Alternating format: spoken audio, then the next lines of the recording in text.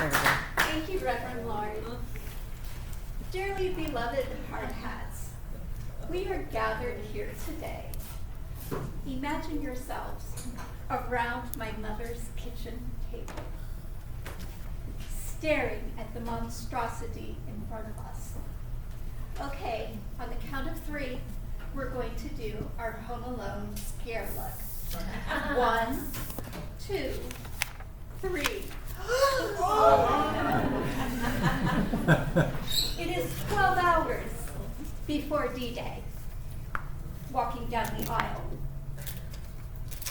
Our cake is in front of us. A concoction of 12 boxes of Betty Crocker and a large-sized tub of Crisco mixed in with a snowdrift of powdered sugar, and you get my wedding cake. Except it was an awfully hot summer evening. And it is sliding, uncoupling itself from what was supposed to be the most important cake of my life. My mother had a baker friend that promised she could deliver another cake. Our solution? Maybe we could turn the hairdryer on it and make it fall off the table, and then we have a perfect excuse for needing another cake. We're quite tired at this point. Maybe we could just take our cat and toss her on it, like she got up and got into it. In the end, we didn't. Because the woman who baked that cake flew down from Alaska to bake that cake just for me. I had asked her to bake my wedding cake when I was 11 years old. The solution? Simply prop it up real good, toss on some fresh flowers, and make sure we get the picture of the sword cutting the cake before it fell over.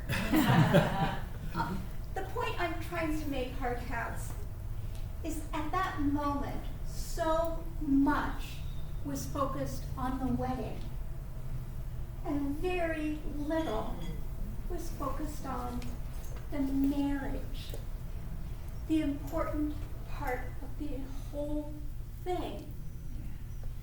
Marriage in our society, especially in the United States in the last 3 months even, has taken drastic turns, that there's something that should be said about sharing your life with one other person. It's not easy. I have to tell you, when I was on that aisle, I did not think of being left alone for 6 years. I'm sure he didn't think he would have to deal with a wife that had depression, anxiety.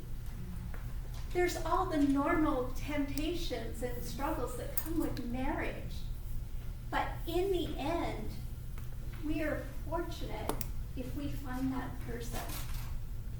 Part of it is love. Part of it is sheer stubbornness at times. My grandmother had told us, whatever you do, don't go to bed angry. One night in an argument, we stayed up till 3 in the morning until we were no longer angry. And for those of us that do find that someone, it's important to let each other grow. It's not that partner so that we're there all the time, like an appendage. It's because we're there to support each other, even when it's something that personally might not be something we're interested in. It's the importance of being there when you're sick and throwing up in the middle of the night, or that you have kids that are dividing up your time and both of you are worn out with work. It's the idea that you have that one fan that is there for you. So whether you are divorced, married, living together, coupling, uncoupling, please know that today Tom and I are celebrating our 22nd anniversary. My father, I asked the day before we got married, how can you stay with the same person for the rest of your life? He put it to me this way, in terms I really understood.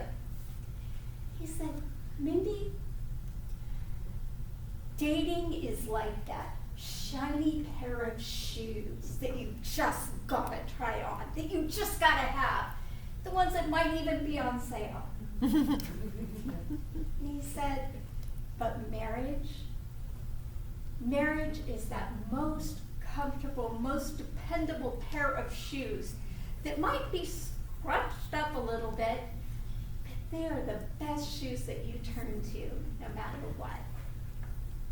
So I ask you, fellow hard hats, please take this in consideration with your own relationships and find or maintain your favorite pair of shoes.